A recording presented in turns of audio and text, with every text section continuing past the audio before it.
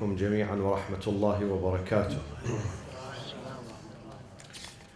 Surat Younis alayhi salam, verse 40 and 41. Inshallah, we have only 10 more years to finish the Quran.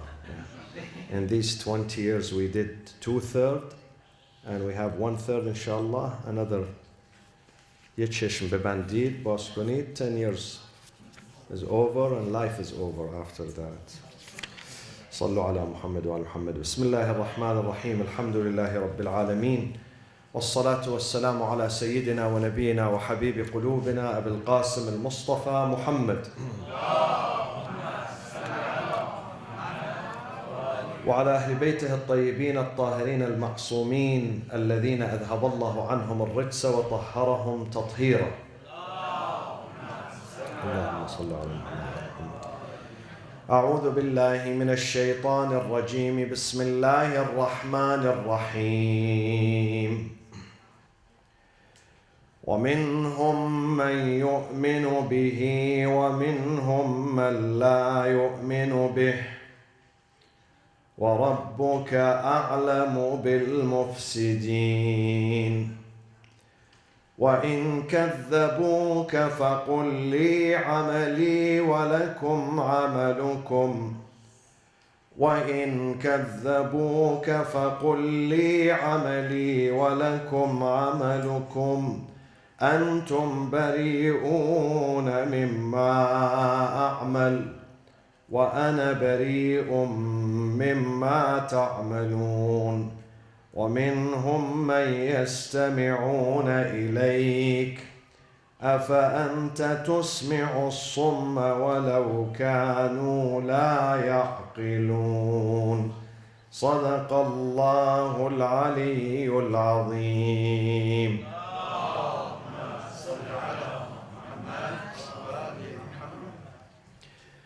The Holy Quran tells us that this life has been divided into two camps. Two camps. There is no third one.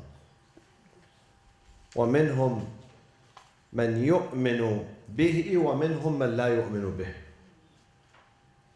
Among them, among the people around you, Ya Rasulullah, some people who are going to take this book to heart. They take it serious, they will respect the book, implement the book, follow the book. And among them who are going to reject. And this is the policy of this life. إِنَّا هَدَيْنَاهُ السَّبِيلَ إِمَّا شَاكِرًا وَإِمَّا كَفُورًا. The most powerful verse in the Quran. إِنَّا هَدَيْنَاهُ السَّبِيلَ. We showed him the way. So if he wants to be grateful, he's welcomed. And if he wants to be a rejecter and rebels, he's also welcomed. إِمَّا شَاكِرًا وَإِمَّا كَفُورًا. In another verse, Allah subhanahu wa ta'ala says,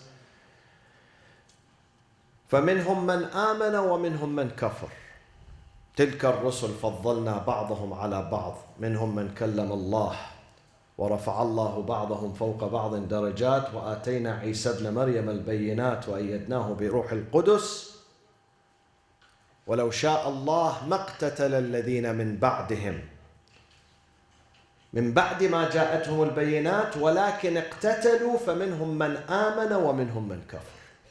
The followers of the prophets, after seeing the truth comes to them, they see the truth, bayinat. They see the evidence. Very clear. They see what is right and what is wrong.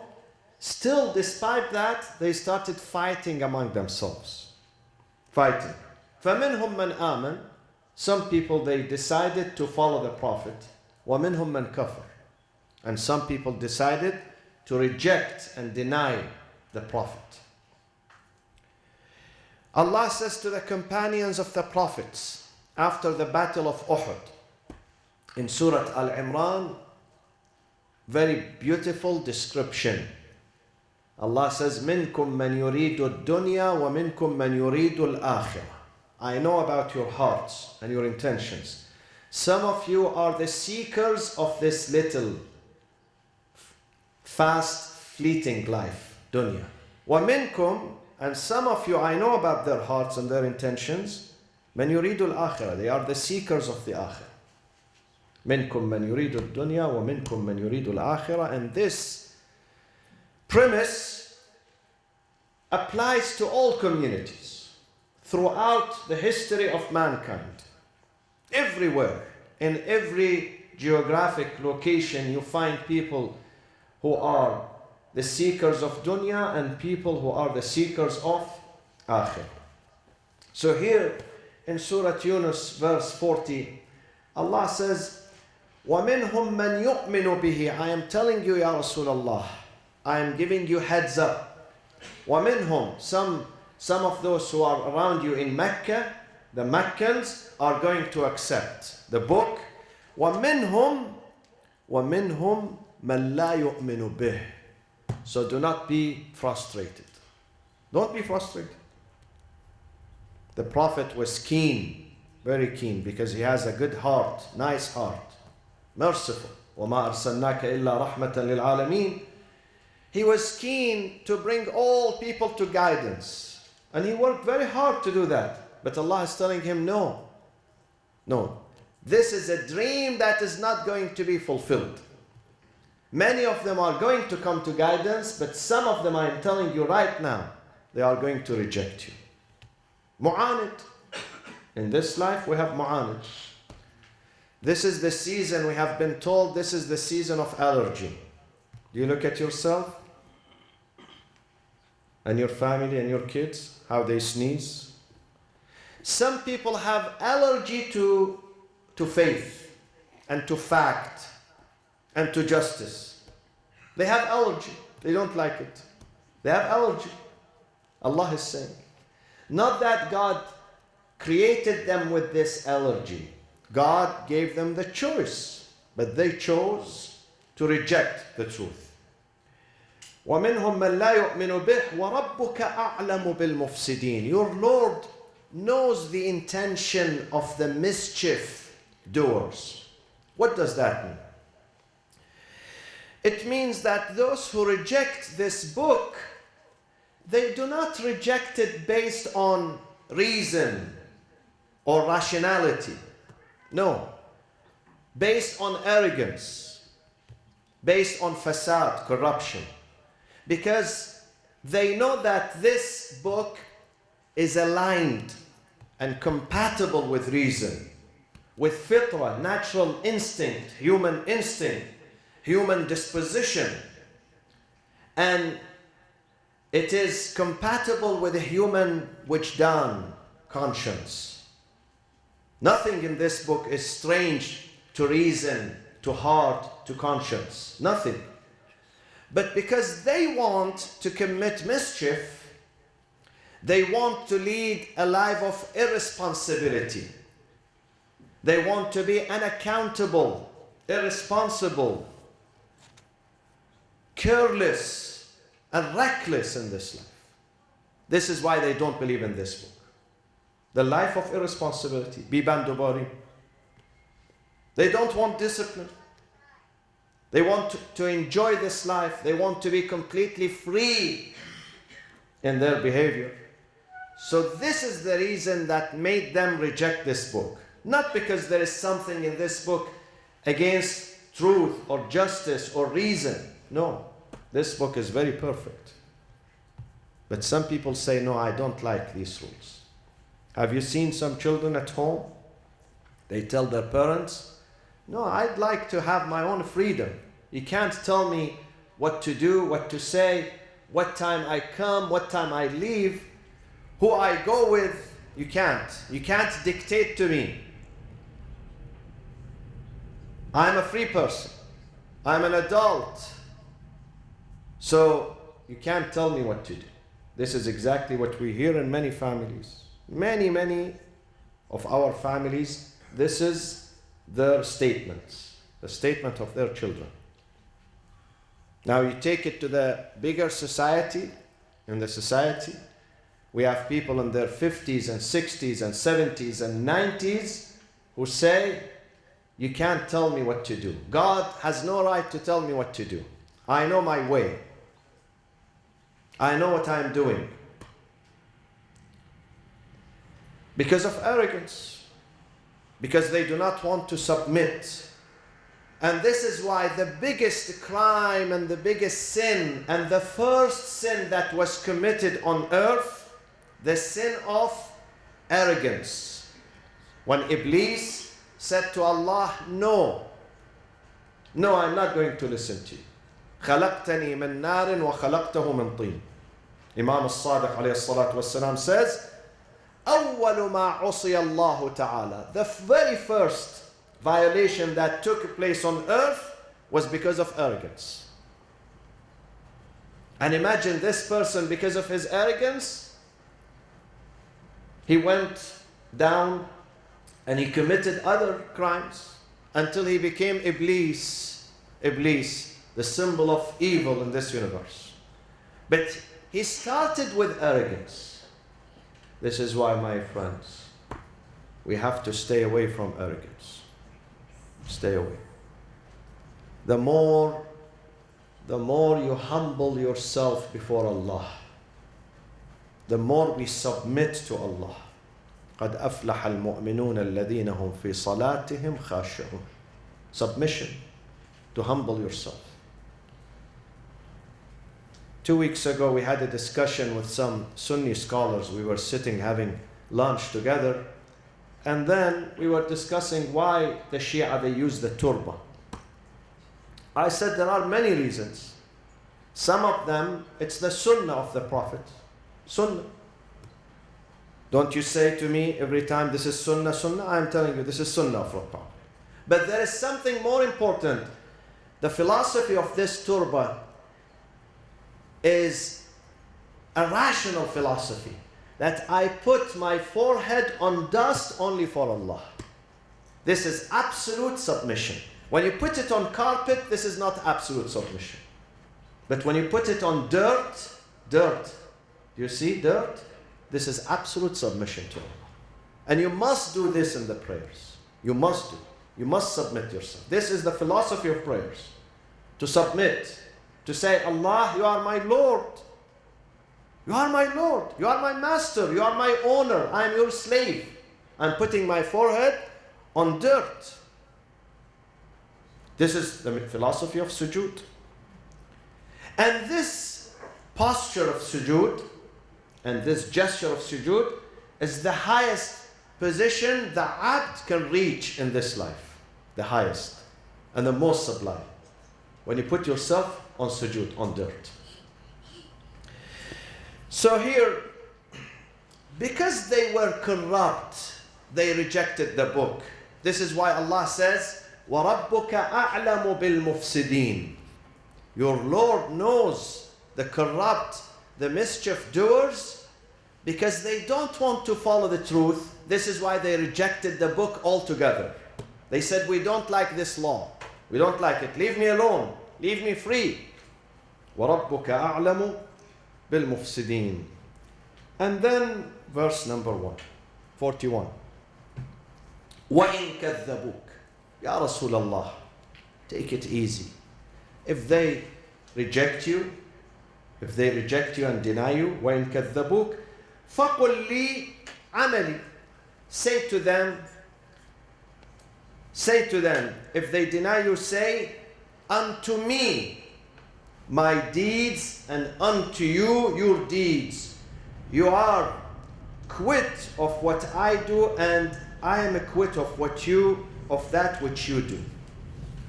وَإِن كَذَّبُوكَ. If they reject you, this is what you have to say. Now the question is, my friends, how much responsibility we have towards people who go into the wrong direction? Meaning, how long we should chase them and go after them? To what extent?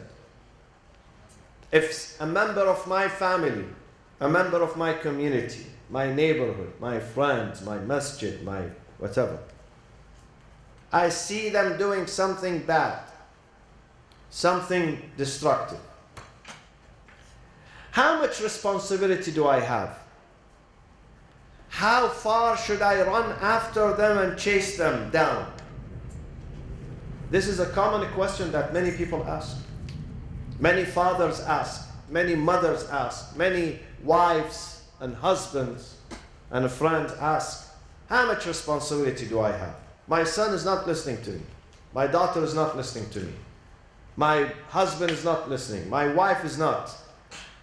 So to what extent I should go after them? To the last day until they take me to my grave? Or there is a line that I cannot cross? Listen to what Allah says. The answer is this. The answer is found in Younis 41. Younis 41.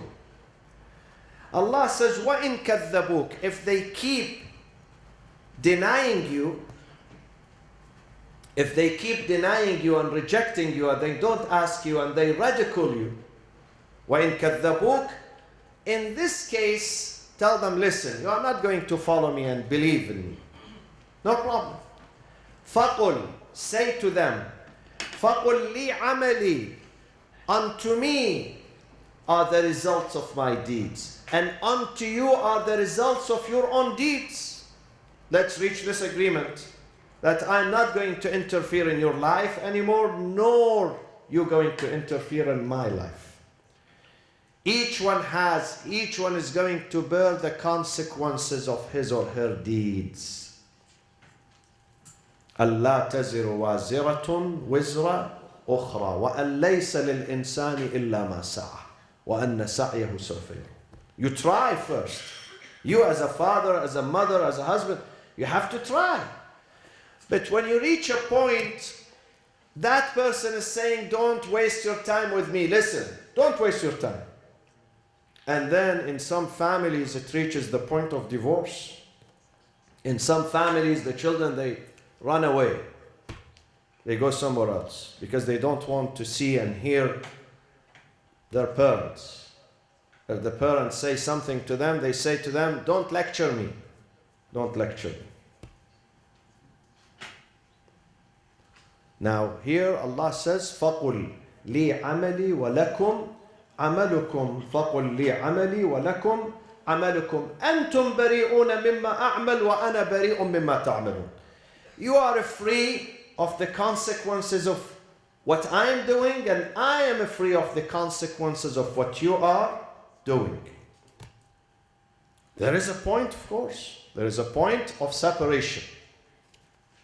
And the clear example of that in Surat Nuh, the story of Nuh with his son.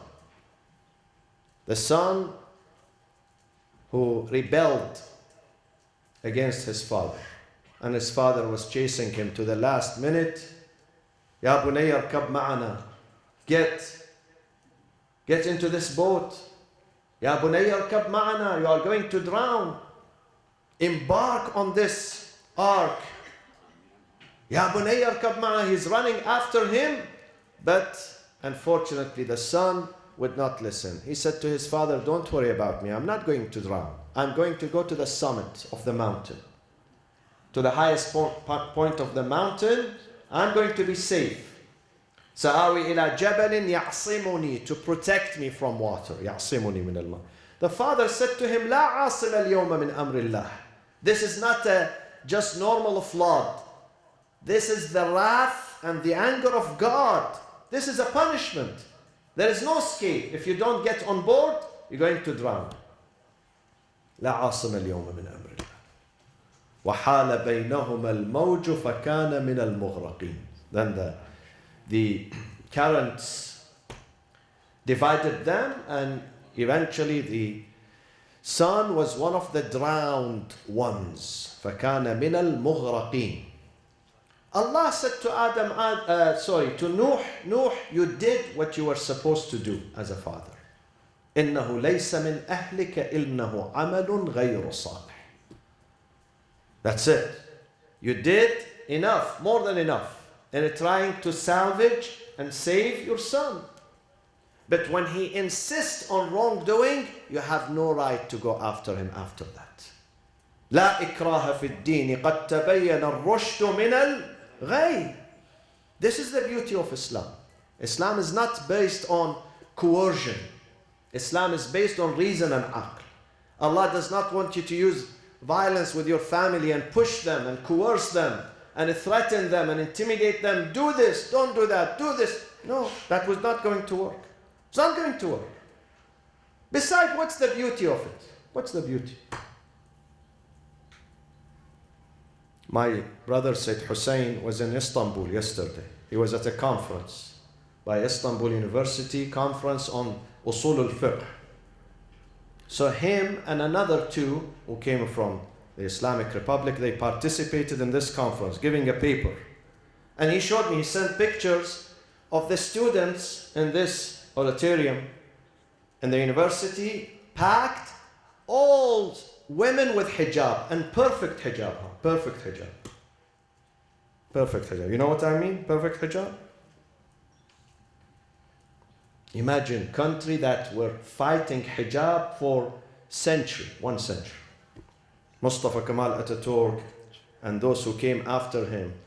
Mustafa Kemal was fighting Islam, not just hijab, was fighting God and Quran, and he changed the alphabet from Arabic into Latin, and he was fighting hijab. The result today, the youth, the new generation of Turkey, they are with hijab at the university. Why? Because you cannot force someone to do something. Leave him alone. And when you force someone to do something, and if he's going to do it, it is worthless. Worthless. Because it is out of fear, not out of reverence and respect for God. Allah says this act that emanates from fear and intimidation is worthless. Worthless. Hiç ارزشی نداره. You have to establish a relationship with God. We have to love God. God is the God of love, not God of fear. He's God of love. He says, I want you to understand me and understand the value of what you are doing. This is what we have to use in our communities. Education, enlightenment. We tell our children, these are the results of good deeds and these are the results of bad deeds. In ahsantum, ahsantum yan. Good for you. You are not going to suffer. But if you don't do, someone was telling me, what is the difference between two people having depression? One is a believer in God and one is a rejecter of God. Both of them, they have depression. He was telling me, can someone who believes in God and worships God, can he or she be diagnosed with depression? I said, yes, yes. Depression just like heart disease. But the difference, this is the difference. The difference is the one who has depression and does not believe in God, sometimes he or she would think of taking their life and committing suicide. While someone who has belief in God and they have depression, they would never think of taking off their life. Because they know that God is going to help them. They have faith in God. They have a trust in God. They know God is seeing, God is watching, God is listening, God is monitoring. They are not alone. They are not alone. This is the difference between someone who has faith and someone who does not have faith. At the time of sickness, someone who does not have faith would lose himself. But someone who has faith, you know what he says? I have seen people with stage 4 cancer. You ask them, how are you doing? He says, Alhamdulillah Rabbil Alameen. I am happy with what Allah has chose for me. This is submission. Alhamdulillah Rabbil Alameen. Because I know I'm not going to finish. I have another journey ahead of me. I don't know. Another journey, akhirah, transfer from this life into the akhirah. وَمِنْ وَرَائِهِمْ بَرْزَخٌ إِلَى يَوْمِ يُبْعَثُونَ. And whatever they tell us about the akhirah, we still cannot comprehend and we still cannot understand unless we go and we see.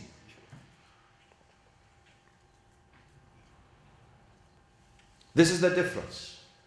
Faith in God, trust in God, makes you believe that even if you are dying prematurely and early, that your life is not wasted. Allah said, I want you to live for 40 years, 30 years, 50 years. Then come back to me. That's it. I want you back. Who's not going to die? Nobody. We are all going to die. وَمَا جَعَلْنَا لِبَشَرٍ مِّن قَبْلِكَ الْخُلْدَ أَفَإِن مِتَّ فَهُمُ الْخَالِدُونَ كُلُّ نَفْسٍ ذَائِقَةُ الْمَوْتِ. Ya Rasulullah, you are the greatest person and you are dying. If you are dying, they think that they're going to survive? They cannot survive. Nobody survives. Nobody would survive. So here Allah says, وَإِن كَذَّبُوكَ فَقُلْ لِي عَمَلِي وَلَكُمْ عَمَلُكُمْ أَنْتُمْ بَرِيئُونَ مِمَّا أَعْمَلُ وَأَنَا بَرِيءٌ مِمَّا تَعْمَلُونَ. Now it's the point of separation. It's a point of separation. Now, some people, they don't believe in this separation. We have some people in the community, they appoint themselves as judges in the superior court in this life. And they start judging people. You are good, you are bad, you are fasiq, you are mu'min, you are thief, you are crook, you are this, you are that. They start branding, branding. They issue their fatwa against this person and that person. This is this is that, this is this. Allah says, why do you do this? Why do you judge people? Who are you to judge? Who appointed you as a judge and arbiter to speak on behalf of God? Nobody has the right to speak on behalf of God. Nobody in this life has the right to judge people. Nobody. Allah is the ultimate judge. Don't do that. Some people, they are full of fasad and fitna. They come to the community and they start branding people. Dividing them into good, into bad. This family, this individual, this fulan, this fulan. Why do you do this? Amir al-Mu'mineen says something very important. طُوبَى لِمَنْ شَغَلَهُ عَيْبُهُ عَنْ عُيُوبِ النَّاسِ. It is a fortunate person, he who gets busy with his faults and his mistakes and his aib, rather than getting busy with the aib and the mistakes and the faults of others. Look at yourself. Look at yourself. Don't look at others. If I look at myself, I become ashamed of myself, then I don't go to others. I get busy fixing myself. But when I'm blind about myself and my faults and my deficiencies, I become busy gossiping about people's faults and deficiencies. We should not do that. The story of Isa alayhi salam, when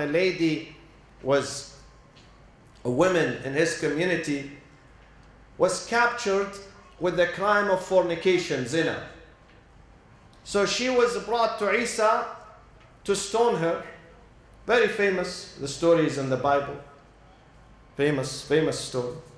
So people of Bani Israel, they gathered preparing their stones to throw their stones at this lady. Isa stood. He said, listen, whoever wants to stone her, he or she should be free from fornication. The one who did not fornicate. Yallah, Bismillah. All of them, they looked at him and they said, Khuda hafiz, ma'as-salam. Isa remained alone there. Do you want to kill her and stone her with a crime? You have to be free of that crime. If you have not committed that crime, Bismillah, come forward. This is what we have. Islam teaches us self-evaluation, my friends. Self-evaluation. To look at ourselves. Before we try to bring justice to the society, we have to bring justice to our own deeds, our own behavior, our own suluk. If our suluk is good, then we go to the others. Allah says, leave people alone. Leave them alone. Yes, we may advise, it's very good. But when you accuse, when people start accusing unjustly, out of jealousy, out of corruption, out of arrogance, out of misguidance, Allah says this is unacceptable. لي عملي ولكم عملكم أنتم بريئون مما أعمل وأنا بريء مما تعملون. I am going to bear the consequences of my deeds. You are going to bear the consequences of your deeds and leave each other alone. Inshallah, we're going to go for the ziyarah. These are the final days for registration. The deadline is coming up. Ziyarah of the Atabat of Karbala and Najaf and Kadhimain and Mashhad and Qum, inshallah, on April 3rd until 17th. If you want to join us, ahlan wa sahlan wa marhaban, inshallah, to join us. And the Fatimiyya, as you heard, inshallah, is going to be on March 10th and March 11th, بإذن الله تعالى. اللهم اغفر للمؤمنين والمؤمنات والمسلمين والمسلمات الأحياء منهم والأموات. تابع اللهم بيننا وبينهم بالخيرات إنك مجيب الدعوات إنك غافر الخطيئات. أعوذ بالله من الشيطان الرجيم. بسم الله الرحمن الرحيم. أمن يجيب المضطر إذا دعاه ويكشف السوء. أمن يجيب المضطر إذا دعاه ويكشف السوء. أمن يجيب المضطر إذا دعاه ويكشف السوء. أمن يجيب المضطر إذا دعاه ويكشف السوء. أمن يجيب المضطر إذا دعاه ويكشف السوء. يا الله من على مرضانا بالشفاء والعافية، المرضى المنظورين اللهم البسهم ثوب الصحة والعافية، وعجل في فرج سيدنا ومولانا صاحب العصر والزمان. وإلى أرواح المؤمنين والمؤمنات والشهداء ثواب الفاتحة مع الصلاة على محمد وآل محمد.